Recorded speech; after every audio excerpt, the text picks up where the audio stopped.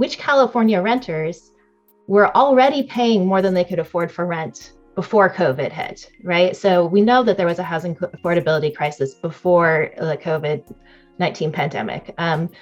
And if you look at the data on which renters were paying an unaffordable amount towards housing even before COVID, for example, if you look at Californians with low incomes and households with low incomes, a full 85% of those households were paying more than 30% of their income towards rent before COVID, right? So that's considered an unaffordable amount.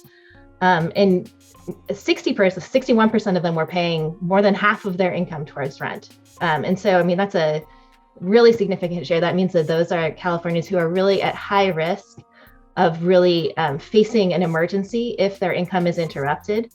And similarly, if you look at the rates of unaffordable housing by race ethnicity in California, among California renters or Californians who are Black who are living in rental housing have a particularly high rate of paying an unaffordable amount towards housing before COVID. So about 60% of Black individuals in rental housing, and also more than half of Latinx individuals in rental housing were paying more than they can afford towards housing before COVID. I think these trends are also important because it matches up with who has been most affected by the job losses during COVID and where are we still waiting for the recovery. So if you look at employment is still down for workers with low wage jobs and for Black and Latinx workers in particular.